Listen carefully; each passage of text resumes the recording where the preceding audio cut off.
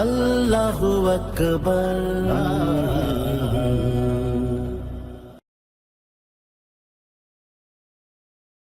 সূরা মুমিনুনের ৬৮ নম্বর আয়াত থেকে এখন আলোচনা শুরু করব ইনশাআল্লাহ।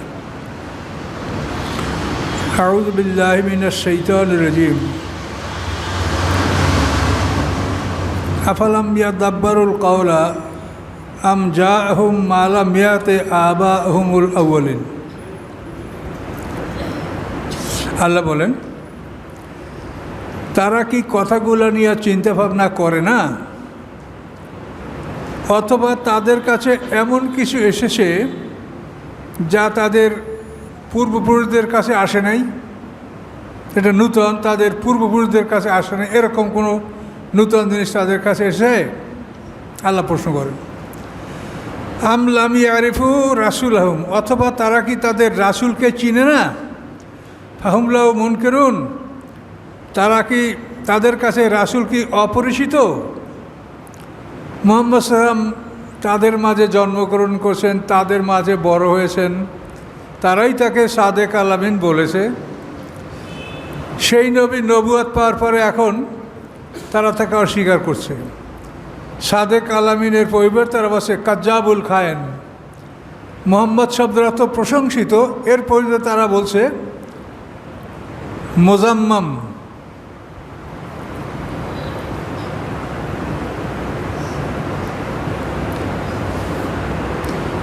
তো এইভাবে তারা রাসূলের বিপক্ষে কথাগুলি বলতেছিল।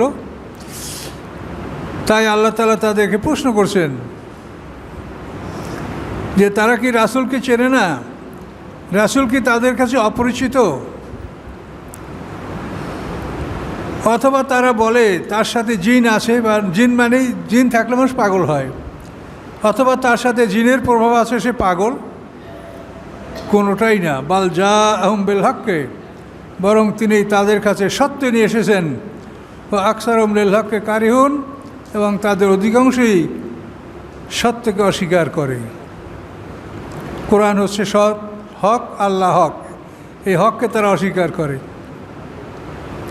এখন এই যে সত্য, যেটা আল্লাহ লাবেত্তাউল হক আওয়াহুম, সত্য যদি তাদের কামনা বাসনার অনুকরণ করত, না ফাসাদাতিস সামাওয়াতু ওয়াল আরদ, আকাশ পৃথিবী ধ্বংস হয়ে যেত। অমান ফিহিন না, এর মধ্যে যারা আছে তারাও ধ্বংস হয়ে যেত। বাল আতাইনাহুম বিযিকরিহিম, আল্লাহ আমি দিয়েছি তাদেরকে তাদের উপদেশ। ফাহুম আন যিকরি মুরিদুন, তারা তাদের উপদেশ থেকে মুখ ফিরিয়ে নিচ্ছে। খুব কঠিন কথা আল্লাহ বলছেন। সত্য যদি তাদের অধীনস্থ হতো, তাহলে তারা এমন কিছু করতো যাতে আকাশ পৃথিবী সব ধ্বংস হয়ে যায়। সত্যকে আল্লাহ নিয়ন্ত্রণ করেন, সত্যকে আল্লাহ ব্যবহার করেন, রাসূলকে সত্য প্রচারের আদেশ দেন। কিন্তু সত্য যদি ওই কাফেরদের অধীনে থাকতো, তো আল্লাহ বলেন আকাশ পৃথিবী ধ্বংস হয়ে যেত, এবং এর মধ্যে যারা আছে তারাও ধ্বংস হয়ে যেত। দেখেন ওরা কি চায়, ওরা যা চায় তাতে তো দুনিয়া ধ্বংস হওয়ার বিষয় চায়। ওরা চায় নারীতে নারীতে বিয়ে হোক, যদি তাই হয় তাহলে পৃথিবীতে বংশ বিস্তার বন্ধ হবে। ওরা বলে পুরুষে পুরুষে বিয়ে হোক, এগুলো কিন্তু আমেরিকার কোনো কোনো স্টেটে এগুলোর অনুমতি দেওয়া আছে। জনগণ চাইলে তারা এটা অনুমতি দিবে। তাহলে এগুলি যদি আইনে পরিণত হয়, তাহলে পৃথিবী ধ্বংস হয়ে যাবে। আল্লাহ বলছেন ওয়ালা তাকরাবুজ জিনা, তোমরা জেনার কাছে যেও না। আর ওরা বলছে না, 13 থেকে 19 বছরদের ছেলে মেয়েদেরকে যৌন স্বাধীনতা দিতে হবে। এটা যদি দেওয়া হয় পৃথিবী ধ্বংস হয়ে যাবে। তারপর অনেক দেশ এগুলো স্বীকার করেছে যে তাহলে এইডস রোগ এমনভাবে বাড়বে যে এখন পৃথিবীতে এখন বর্তমানে অন্তত 20 কোটি লোক এইডস রোগে ভুগতেছে, এবং এই রোগের কোনো চিকিৎসা নেই। এই রোগ যাদের হবে তারা ধ্বংস হবে। এই রোগের হওয়ার অর্থ হলো যে শরীরে তার কোনো রকম প্রতিরোধ শক্তি, রেজিস্ট্যান্স পাওয়ার থাকবে না। তার জ্বর হইলে জ্বর ভালো হবে না, কাশি হলে কাশি ভালো হবে না, তার যা কিছু রোগ ব্যাধি হবে ওটা ভালো হবে না। এই রোগ বাড়বে, আস্তে আস্তে সে মরবে। তাহলে এখন ওরা যেটা চায়, এখন আল্লাহ বলেন সত্য যদি তাদের অধীনস্থ করে দেওয়া হতো তবে ওরা এমন কিছু করতো যে পৃথিবী ধ্বংস হয়ে যেত এবং এর মধ্যে যারা আছে তারাও ধ্বংস হতো। দেখেন মুহাম্মদ সাল্লাল্লাহু আলাইহি ওয়াসাল্লামকে আল্লাহ তাআলা এই সত্য তার অধীনস্থ করে দিয়েছেন। তায়েফে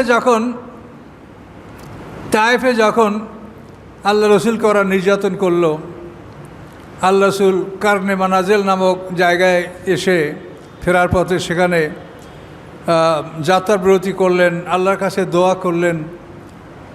তিনি বললেন যে হে আল্লাহ, আমার দাওয়াত মানুষ কবুল করছে না, আমি মনে করি এটা আমারই ত্রুটি যে আমি বোধহয় সঠিকভাবে দাওয়াত দিতে পারছি না, আমার দাওয়াতেই কাজে হয়তো ত্রুটি আছে যার জন্য মানুষ আমার দাওয়াত গ্রহণ করছে না। তো হে আল্লাহ, আমার ফয়সালা কি আপনি কাফেরদের হাতে ন্যস্ত করেছেন যে ওরা যেমন ইচ্ছে তেমন কিছু আমার সাথে করবে? এইভাবে আল্লাহ রসুল প্রার্থনা করছিলেন। ইতিমধ্যেই তিনি একখণ্ড মেঘ দেখতে পেলেন, তার মধ্যে জিবরিল আমিন, তার সাথে ছিল অন্য ফেরেশতারা। জিবরিল আমিন এসে বলি, ইয়া রাসূলুল্লাহ, আল্লাহ সব কিছু দেখেছেন, এই ফেরেশতা এরা পাহাড় পরিচালনা করে, আপনার উদ্দেশ্যে আল্লাহ পাঠিয়েছেন। আপনি যদি মনে করেন এদেরকে আদেশ দেন তাহলে তায়েফবাসীকে দুই পাহাড়, আকসাবাইন পাহাড়, তায়েফের এ প্রান্তর ওই প্রান্তরে এই দুই পাহাড় তুলে তাদেরকে পিষে দেওয়া হবে, আপনি আদেশ দিলে এই ফেরেশতারা করবে। তাহলে এখন এই আদেশ লাভ করার পরে আলোচনা কী করলেন? তিনি বললেন যে না, আমি তায়েফবাসীদেরকে ধ্বংস করার পক্ষে না, আমি মনে করি যে এরা যদি ঈমান না আনে এদের ভবিষ্যৎ বংশধররা ঈমান আনতে পারে, এদের সন্তানরা ঈমান আনতে পারে, কাজে এদেরকে আমি ধ্বংস করার আদেশ দিব না। আল্লাহ যে আমার সর্বাবস্থা পর্যবেক্ষণ করছেন, দেখছেন, এতে আমি সন্তুষ্ট। তো এখন দেখেন, এই সত্যকে যে রাসূলের আনুগত্য করে দেওয়া, রাসূলের অধীনস্থ করে দেওয়া হলো, আল্লাহ দিলেন, কিন্তু এই সত্য যদি আবু জাহেলের হাতে থাকতো তো ও কী করতো? ও বলতো যে আমরা যারা সব মারো। তো এই জন্য আল্লাহ বলেন যে সত্য কার অধীনস্থ করে দেওয়া হবে এটা আল্লাহ ভালো জানে। কাফেরদের অধীনস্থ যদি করে দেওয়া সত্য, তাহলে ওরা এমন কিছু করবে যে পৃথিবী ধ্বংস হবে, আকাশ পৃথিবী ধ্বংস হবে, এর মাঝে যা আছে তাও ধ্বংস হবে। আল্লাহর আইন কানুন এটা সত্য, এই আইন কানুন করার অধিকার যদি তাদেরকে দেওয়া হয় তো এমন আইন কানুন করবে যে পৃথিবী ধ্বংস হয়ে যাবে, পৃথিবী থাকবে না, পৃথিবীর বংশবিস্তার বন্ধ হয়ে যাবে, পৃথিবীর রোগ ব্যাধিতে মানুষ ধ্বংস হয়ে যাবে। কাজে এই জন্য সত্য যেগুলি, আল্লাহর কোরআন সত্য, আল্লাহর বিধান সত্য, এই সত্য কাফেরদের অধীনস্থ করে দিলে আকাশ পৃথিবী ধ্বংস হয়ে যাবে এবং এর মাঝে যা আছে তাও ধ্বংস হয়ে যাবে, এটা আল্লাহ বলছেন। কাজে এই জন্য সত্য কার অধীনে থাকতে পারে বা কাকে সত্য প্রতিষ্ঠা করার দায়িত্ব দেওয়া যেতে পারে, এটা একমাত্র আল্লাহই ভালো জানেন।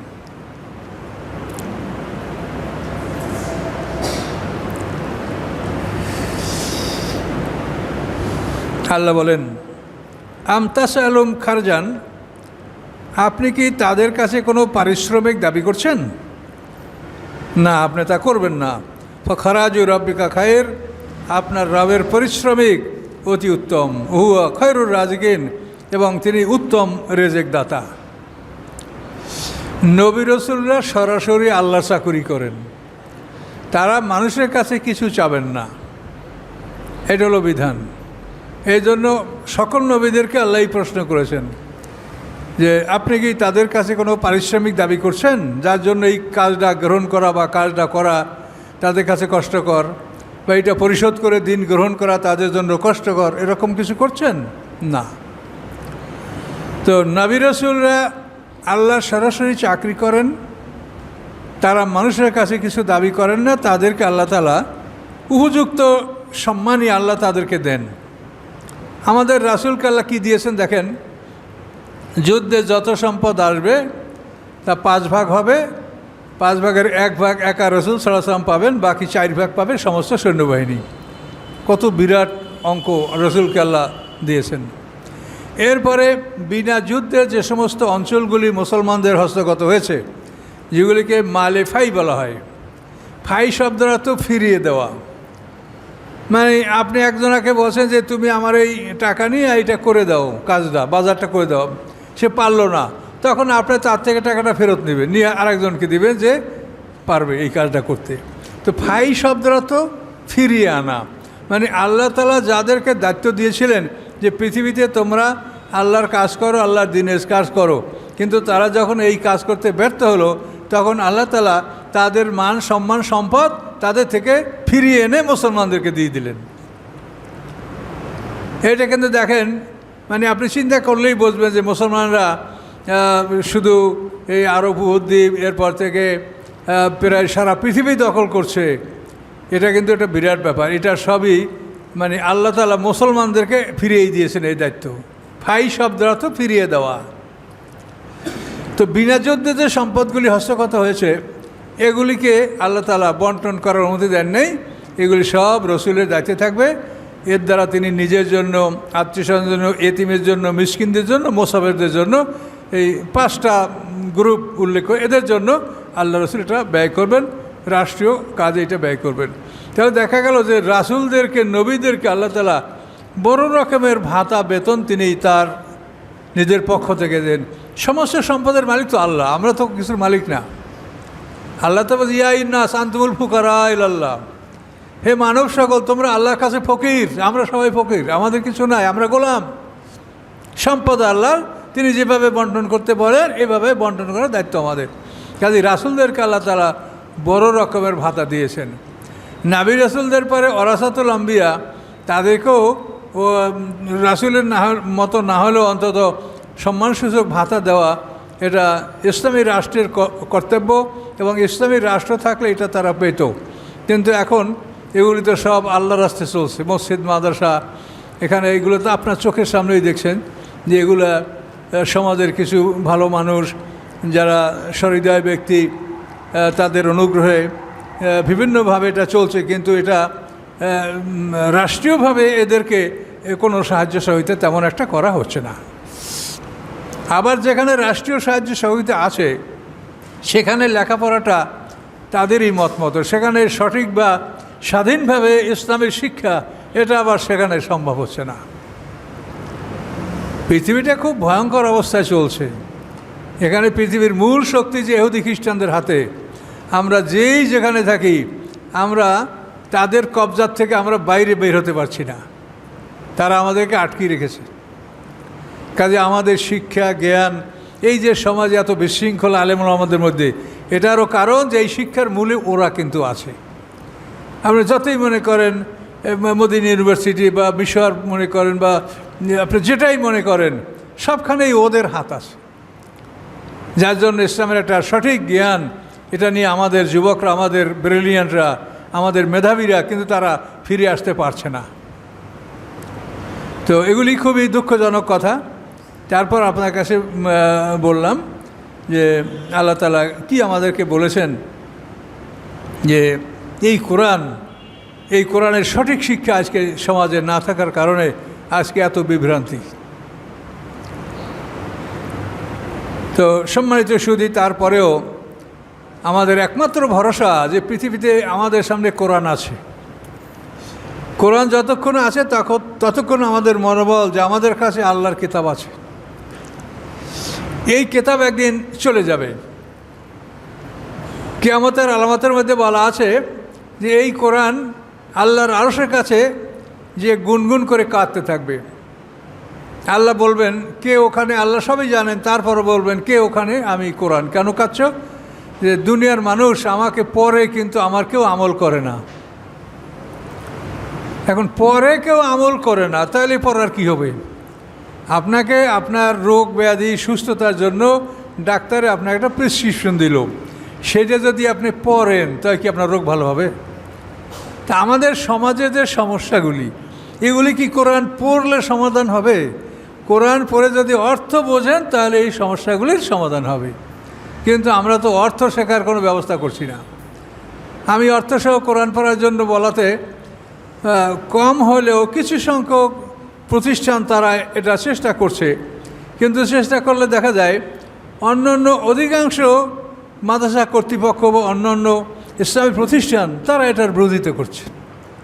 এটা কি দুঃখজনক কথা বলেন। একটা মানুষ কোরআন পড়বে, কোরআন শিখবে, তার জন্য আলেমরা বিরোধিতা করবে। তাহলে এটার মূল কারণ কি? এর মূল কারণ হলো ইহুদি খ্রিস্টানরা শিক্ষা ব্যবস্থার মধ্যে এমন কিছু ঢুকিয়েছে যাতে তারা কোরআনকে তারা মেনে নিতে পারছে না। কোরআন ছাড়া অন্য কিছু খুব পড়ে, কোরআন পড়বে না। পড়া মানে কোরআনকে অর্থসহ কোরআন নিয়ে গবেষণা করা, চিন্তা করা, এটা তারা করবে না। এবং এই বিষয়গুলি কতই যে মারাত্মক আপনি শুনলে ভয় পেয়ে যাবেন। সূরা মুহাম্মদে আল্লাহ বলেন, আল্লাযীনা কাফারু ওয়া সাদ্দু আন সাবিলিল্লাহি আদাল্লা আমালাহুম। আল্লাহ বলেন, যারা অবিশ্বাস করে, মানুষকে আল্লাহর পথ থেকে বাধা দেয়, আদাল্লা আমালাহুম, আল্লাহ তাদের কর্মগুলি সব নষ্ট করে দেন। তাহলে দুইটা কথা, একটা হলো অবিশ্বাস করা, একটা হলো সদ্দু। আল্লাযীনা কাফারু ওয়া সাদ্দু আন সাবিলিল্লাহ, সূরা মুহাম্মদে। তো কুফরি করা এবং আল্লাহর পথ থেকে মানুষকে বাধা দেওয়া। তো আল্লাহর পথ থেকে যারা মানুষকে বাধা দেয়, আল্লাহ বলেন আদাল্লাহ আমালহুম, আল্লাহ তাদের কর্মগুলি নষ্ট করে দেন। তাহলে আমি একজন আলেম, আমি যদি কৌশলগতভাবে বা আমি আমার ক্ষমতা অবলম্বন করে কোরআন শিক্ষার পথে আমি যদি বাধা সৃষ্টি করি, তা আমার সব আমল নষ্ট করে দেবে আল্লাহ তাআলা। যেহেতু আলেমদের তারা মানে কোরআন নিয়ে অত গবেষণা না করার কারণে এইসব আয়াতগুলি তাদের চোখে পড়ে না যে আমরা কি করছি। আমার পরামর্শ অনুযায়ী বিভিন্ন অঞ্চলে কিছু কিছু প্রতিষ্ঠান এরকম যারা কোরআন শিক্ষার ব্যবস্থা করছে, হাফেজি মাদ্রাসার সাথে কোরআন শিক্ষার ব্যবস্থা করছে, তারা কঠিন মানে বাধার সম্মুখীন হচ্ছে। এবং বাধাটা দিচ্ছে কারা? কোনো জেনারেল শিক্ষিত লোকরা না, এ আমাদের মতো আমরা আলেমরা। কি করবেন? অথচ আল্লাহ কোরআনে পরিষ্কার বলছে, মাসালুল্লাযীনা হুম্মিলুত তাওরাতা সুম্মা লাম ইয়াহমিলুহা কামাসালিল হিমারি ইয়াহমিলু আসফারা। সূরা জুমায় দেখেন, যারা তাওরাত কিতাব বহন করে তারা তার অর্থ শেখে না, আমল করে না, তাদের দৃষ্টান্ত হলো যেমন গাধা, গাধার পিঠে কাগজের বোঝা। এখন গাধার পিঠে আপনি তাওরাত, ইনজিল, কিতাব যত রাখেন, তাতে গাধার কি আসে যায়? গাধার পিঠে বস্তা আপনি যেটা দেবেন, গাধা ওইটা টানবে, কিন্তু গাধার কি আসে যায় তাতে? তাহলে আমরা কি এখন এই সমাজে মানে কোরআনের ব্যাপারে ওদেরকে আল্লাহ যা বলছেন আমরাও কি তাই হচ্ছি না? যে গাধার পিঠে কাগজের বোঝা, আমরা এই কোরআন বুঝি না, বোঝার চেষ্টা করি না, এবং এই কোরআন সম্বন্ধে কথা বলতে গেলেই বাধা, চতুর্দিক থেকে বাধা, এবং সেই বাধাটা আলেমদের পক্ষ থেকে। ভেবে দেখেন তাহলে যে আমরা কোন স্তরে আছি। আমার কারো প্রতি শত্রুতা নাই, আমি আল্লাহর কাজ করি, আল্লাহর কোরআনে যা আছে তাই আমি বলি। আমি একটা কথাও কোরআনে নাই এমন কথা বললে সেটা তো আপনারা শুনবেন, বা যদি কোনো দৃষ্টান্ত দিই সেটাও আপনারা দেখবেন, কিন্তু আমি তো কোরআন থেকে কথা বলছি। তারপরেও এই কাজে বাধা এবং এটা আশাটা, এটা আমরা এতটুকু মনে করতে পারি যে আমরা সত্যের উপরে আছি, এবং সত্য কখনোই স্বাভাবিকভাবে অগ্রসর হতে পারে না, বাধাগ্রস্ত হবেই। কাজে এই জন্য আপনাদেরকে বলছি, বেহেশতে খুব কম লোক যাবে, বেহেশতে খুব কম লোক যাবে। আমরা যে লেবাস পোশাক পরেছি, হাসরের ময়দানে আমরা সব উলঙ্গ উঠবো। আমাদের এই সুরাতে আমরা কেউ যাব না যে আমি পীর সাহেব, আমি মুফতি সাহেব, হ্যাঁ আমার লেবাস পোশাক পাগড়ি এগুলো নিয়ে আমরা কেউ আল্লাহর দরবারে, সবাই আমরা উলঙ্গ। একমাত্র আদম হাওয়া একজোড়া মানুষ পোশাক পরা অবস্থায় উঠবে। কেন উঠবে? পরিষ্কার কোরআনে বলা, কামা বাদাকুম তাউদুন, যেভাবে তোমাদেরকে প্রথমবার সৃষ্টি করা হয়েছে ওভাবেই তোমাদেরকে দ্বিতীয়বার সৃষ্টি করা হবে। তা আদম হাওয়াকে তো এইরকম ছোট্ট উলঙ্গ সৃষ্টি আল্লাহ করেন নাই। দুটো মানুষ, যুবক যুবতী, পোশাক পরা অবস্থায় তাদেরকে আল্লাহ সৃষ্টি করেছেন। কাজে এই জন্য আদম হাওয়া দুইটা মানুষ হাসরের ময়দানে পোশাক পরা অবস্থায় উঠবে। আর আমরা যারা সবাই মায়ের পেট থেকে ভূমিষ্ঠ হয়েছি, আমরা সবাই ছোট্ট এবং উলঙ্গ উঠব। এই কোরআনের আয়াতেই এটা বলছে, এটার জন্য আপনার অন্য কোনো দিকে আপনার যেতে হবে না। কামা বাদাকুম তাউদুন, তোমাদের সৃষ্টির সূচনা যেভাবে হয়েছে, প্রথমবার তোমরা যেভাবে সৃষ্টি হয়েছ, তোমাদেরকে পুনরায় ওভাবেই সৃষ্টি করা হবে। সেদিন আমরা দেখব সবাই এই দুইটা মানুষ, যুবক যুবতী, সুন্দর দুইটা মানুষ, এরা আমাদের পিতা, এই মা বাবা, এই দুইটা মাতা পিতা, এদের মাধ্যমে আমরা পৃথিবীতে আসছি। তা আমাদের বাপ মা তো এই দুটাই, তাহলে আমরা মতভেদ কেন করলাম? আমরা তো এক বাবা মার সন্তান। পৃথিবীতে এসে আমরা এই বিভিন্ন দলে বিভক্ত কেন হলাম? তো এটার জন্য আমরা তো মানুষেরা দায়ী, এটা তো আল্লাহর পক্ষ থেকে আল্লাহ এটা করেননি। তো যাই হোক, এজন্য এই বিষয়গুলি আপনারা ধীরে ধীরে অনুধাবন করেন, এবং আপনারাও চিন্তা ভাবনা করেন যে আপনাদের এই প্রতিষ্ঠানেও যদি আপনাদের পক্ষে সম্ভব হয় তো কোরআন শিক্ষারও একটা পাশাপাশি ব্যবস্থা আপনারা রাখেন। তার কারণ আপনারা তো সওয়াবের জন্যই লক্ষ কোটি টাকা ব্যয় করে এগুলো করছেন। কাজে এই সওয়াব আপনারা কোরআন শিখলে, কোরআন শিক্ষার 3টে স্তর, কেরাত, তেলাওয়াত, তাফাক্কু। কোরআনের কেরাত শিক্ষা করাও ফরজ। ভালো করে আপনি কোরআন পড়া শিখবেন, যে এই হাফেজি মাদ্রাসা বা কারিয়ানা নুরানি মাদ্রাসাগুলো হচ্ছে এটা কেরাত, এটা ফরজ, কেরাত। এরপর তেলাওয়াত। তেলাওয়াত হলো অর্থসহ কোরআন পড়া। তালা শব্দের অর্থ অনুকরণ করা। অশামসি অদোহাহা অল কামারি ইদা তালাহা, সূর্যের কসম। ও দোহাহা, সূর্যের আলোর কসম। অল কামারে, চাঁদের কসম। ইজা তালাহা, চাঁদ যখন সূর্যকে অনুকরণ করে, সূর্য ডুবলো, ওর পিছন থেকে চাঁদ উঠল। এই তালা শব্দের অর্থ অনুকরণ করা, অর্থাৎ আপনি পড়বেন, বুঝবেন, অনুকরণ করবেন। তাহলে কোরআনের কেরাত এটা ফরজ। আল্লাহ বলছেন ফাকরাউ মা তায়াসসারা মিনাল কোরআন, যে নামাজে তোমাদের পক্ষে যে কোনো জায়গা থেকে পড়া সহজ মনে করো কোরআনের, সেখান থেকেই তুমি নামাজে কেরাত পড়ো। এলো কেরাত, ফাকরাউ। এরপরে উতলু মা উহিয়া ইলাইকা মিনাল কিতাব, আল্লাহ আদেশ করছেন তেলাওয়াত করুন আপনি যে কিতাব আপনার কাছে ওহির মধ্যে প্রেরণ করা হয়েছে। তাহলে তেলাওয়াতটাও ফরজ। তাহলে কেরাত হলো বিশুদ্ধ পাঠ শেখুন, আর তেলাওয়াত হচ্ছে অর্থসহ কোরআন পাঠ শেখা। 3 নম্বর হচ্ছে তাফাক্কু, গভীর জ্ঞান অর্জন করে। এই তাফাক্কু থেকে ফেকা, এই যে ফেকা শাস্ত্র, এই ফেকা শব্দটা আছে তাফাক্কু শব্দ থেকে। ফালাউলা নাফারা মিন কুল্লি ফিরকাতিন মিনহুম তায়ফাতুম লিয়াতাফাক্কাহু ফিদ্দীন। এই যে তাফাক্কাহু অর্থাৎ গভীর জ্ঞান অর্জন কেউ, কোরআনের গভীর জ্ঞান অর্জন না করতে পারলে শরীয়তের হুকুম হাকাম, আদেশ নিষেধ এটা বোঝা যাবে না, বয়ান করা যাবে না। তো এই 3টে স্তরে কোরআন শিক্ষা ফরজ। আপনারা যেটা করছেন প্রতিষ্ঠান, এটাই কোরআন শিক্ষা, যেটা কেরাত প্রাথমিক পর্যায়ে, যেটা এই ফরজটা এখানে আদায় হচ্ছে। এরপরে আপনারা 3 নম্বর না পারলে অন্তত দ্বিতীয়টাও এর সাথে করেন, যে আপনারা অন্তত ছেলেরা এই অর্থগুলো একটু শিখে যাক। তারা এই শব্দে কি অর্থ আছে, এই শুধু মানে লিটারাল মিনিংটাও যদি তারা শিখতে পারে, তাহলে অনেক কিছু জানতে পারবে। এবং এই শব্দার্থ শেখা হয়ে গেলে তাফসীর শেখা কিন্তু কঠিন না, শেখা শব্দার্থ শেখাটাই হচ্ছে কঠিন। কোরআনের তাফসীর একটা আয়াত পড়ে হুজুরে দেখেন না সারা দুনিয়া রস করে তাফসীর, কিন্তু আসলে কঠিন হলো শব্দের অর্থ, এটাই কঠিন কোরআনের। তারপরও আল্লাহ সাহায্য করবেন। আল্লাহ বলছেন ওয়ালাকাদ ইয়াসসারনাল কোরআন আলা যিকরি ফাহাল মিন মুদ্দাকির, যে উপদেশের জন্য আমি কোরআনকে সহজ করে দিয়েছি, আসো কেউ তোমরা উপদেশ গ্রহণকারী। এটা আল্লাহ একেবারে চ্যালেঞ্জ করে বলছেন যে কোরআন দ্বারা উপদেশ গ্রহণ করা সবচেয়ে সহজ। কাজেই আল্লাহ যা কোরআনে বলছে আমরা তাই বলছি, আর আপনারা তাই শোনেন। কোরআনের বাইরে কিছু বললে আপনারা সে শুনবেন না। কেরাত, তেলাওয়াত, তাফাক্কু। কেরাতও ফরজ, তেলাওয়াত শিখাও ফরজ, তাফাক্কুও ফরজ। এখন তাফাক্কুর যে স্তরটা, এটা তো গভীর জ্ঞানী ছাড়া, বড় মেধাবী ছাড়া এটা হবে না। আর কেরাত হলো কমন, সবাইকেই শিখতে হবে। আপনি নামাজ পড়বেন, কেরাত না জানলে কী করে নামাজ পড়বেন? কাজেই কেরাত যেটা প্রথম ফরজ, এটা সবার জন্য।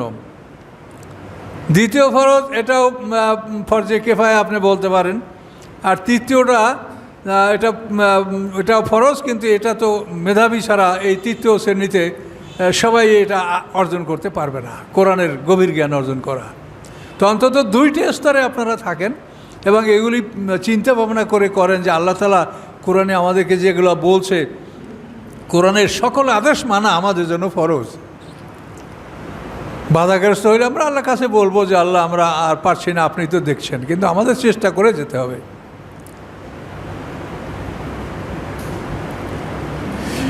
তাহলে আল্লাহ বললেন যে হে রাসূল, আপনি কি তাদের কাছে বিনিময় চাচ্ছেন, পারিশ্রমিক চাচ্ছেন, রেমুনারেশন চাচ্ছেন? না।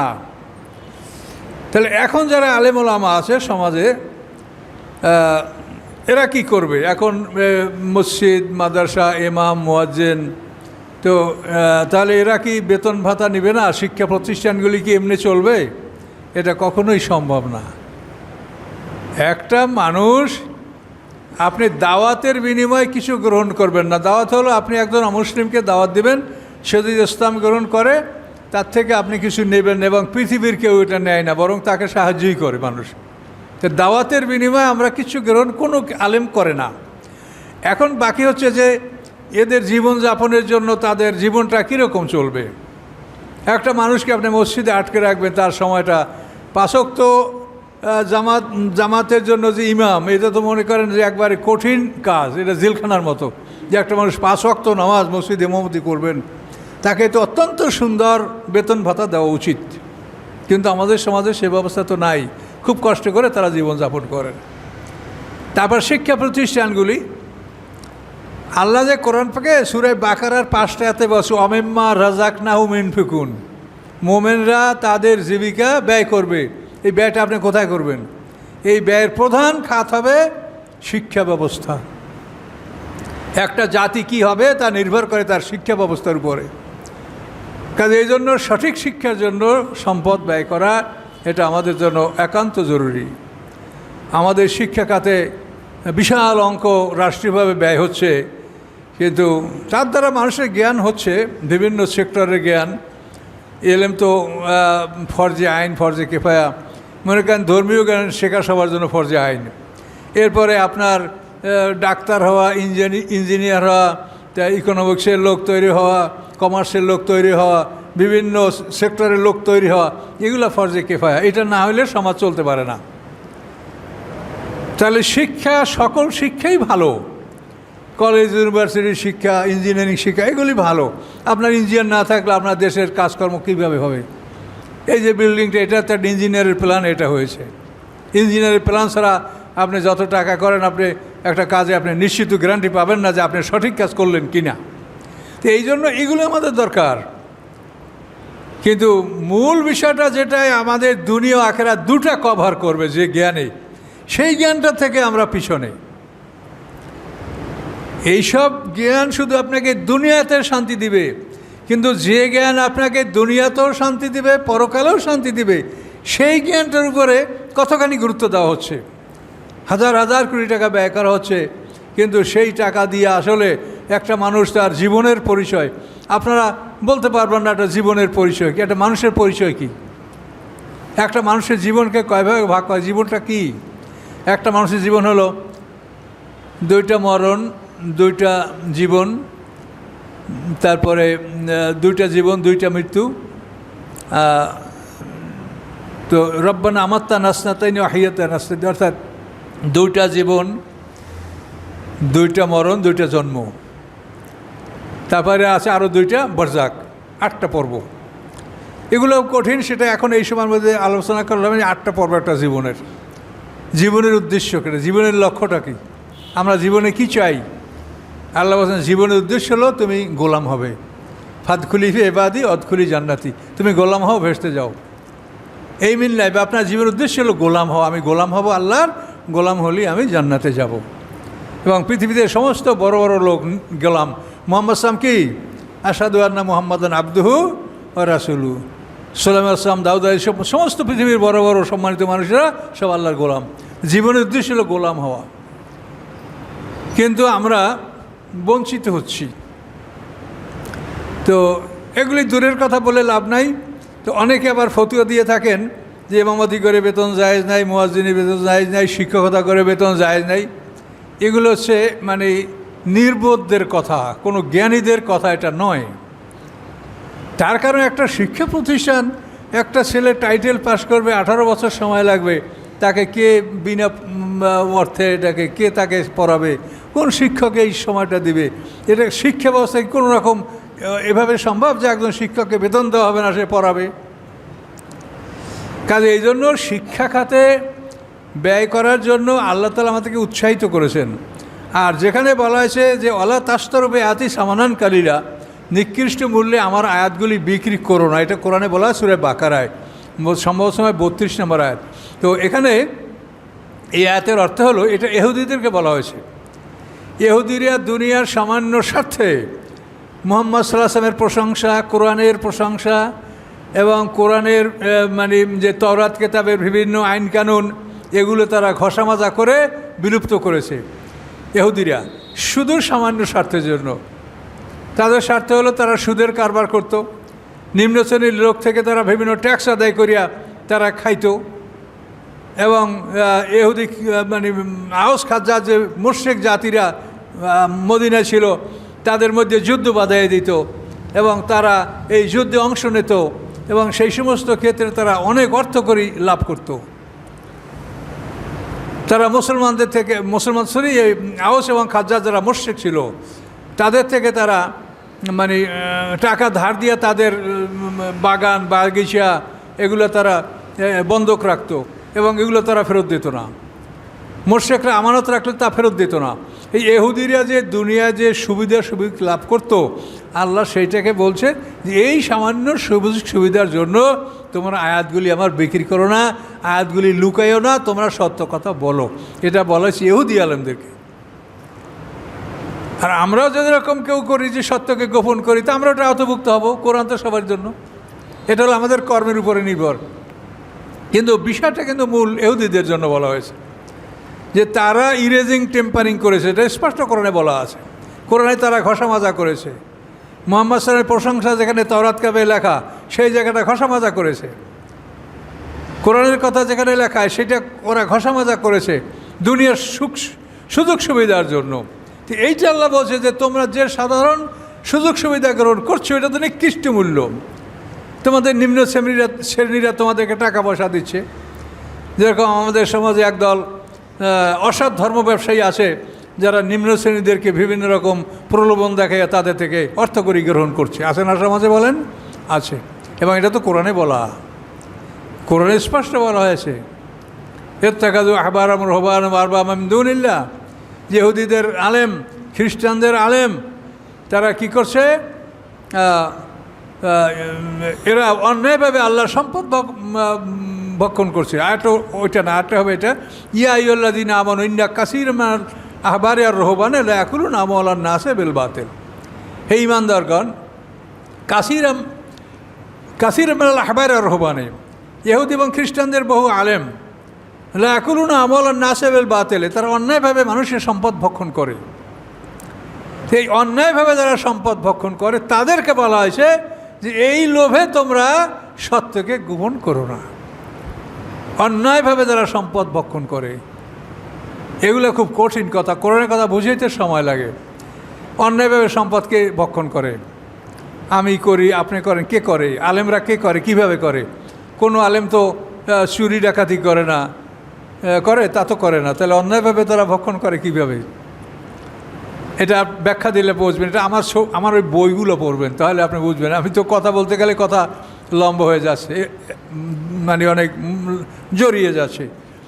অন্যায়ভাবে সম্পদ ভক্ষণ করা, এটার অর্থ হলো সম্পদ ব্যয় করার খাত কয়টা?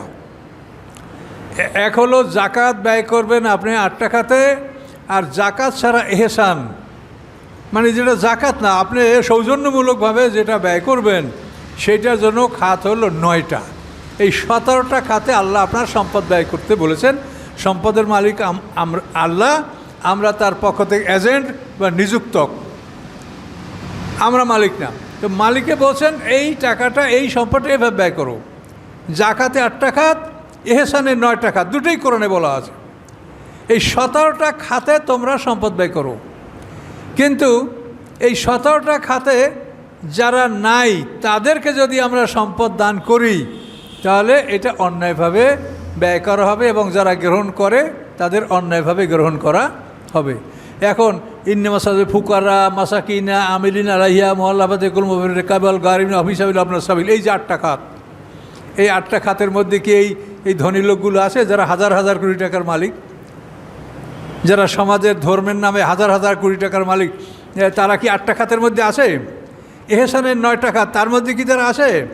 আল্লাহ তাবুদিল্লাহি ওয়া বিল ওয়ালিদাইন এহসানা, জিল করবা, ওয়াল ইয়াতামা ওয়াল মাসাকিনা ওয়া জারিদিল করবা ওয়া জারিল জুনুব সাহিবাম আবনাস সাবিল ওয়া মা মালাকাত আইমানুকুম, এই 9টা খাত। এই 9টা খাতের মধ্যে কি তারা আছে যারা হাজার হাজার কোটি টাকার মালিক আর মানুষ থেকে ভিক্ষা গ্রহণ করছে, টাকা গ্রহণ করছে? তো এই যে তারা গ্রহণ করার যোগ্য না, আপনাদের একজন ধনী মানুষ যদি বিজিএফ কার্ডের গম গ্রহণ করেন, এ কি জায়েজ হবে? তো এই যে আমরা এক শ্রেণীর আলেম যারা হাজার হাজার কোটি টাকার মালিক হওয়া সত্ত্বেও তারা মানুষ থেকে খালি আমরা দান গ্রহণ করছি, এইটি আল্লাহ বলছে যে অন্যায়ভাবে সম্পদ ভক্ষণ করা। কোরআনের কথাগুলি সবই স্পষ্ট করে আল্লাহ বলে দিয়েছেন, কিন্তু এগুলি সময় সাপেক্ষ। আমরা জুমার খুতবায় অল্প অল্প করে বলতে পারছি, আমরা তো বেশি করে কথাগুলো বলতে পারছি না, আর বেশি বলতে গেলে আবার আপনার বুঝতেও অসুবিধা হবে। সময় হয়ে গেছে হুজুর, দেখেন নামাজের সময় হয়ে গেছে। তাহলে আপনারা এগুলো ধীরে ধীরে বোঝার চেষ্টা করেন যে আল্লাহ বলছে যে অন্যায়ভাবে সম্পদ ভক্ষণ করে, অথচ আমরা দেখি হুজুররা কত সুন্দর ওয়াজ করে, বাবা এই করো এই করো, আল্লাহর পথে থাকো, সব ভালো কথা কয়। না, আল্লাহ বলেন যে অন্যায়ভাবে ওরা সম্পদ ভক্ষণ করে, তারা আল্লাহর পথে বাধা দেয়। এগুলি সবই কোরআনে আছে এবং বুঝাই দিলে আপনারা বুঝবেন। তো যাই হোক, আমার হাতে আর সময় নাই। তো আপনারা সবাই একটু আজানের সাথে সাথে আসার চেষ্টা করেন, তাহলে পুরো কথাটা যাতে আপনারা শুনতে পারেন। এইভাবে ইনশাল্লাহ আপনারা একটু চেষ্টা করবেন। তো এখন আপনারা যারা কাবলা জুমা পড়েন নাই, যারা 4 রাকাত কাবলা জুমা পড়েন।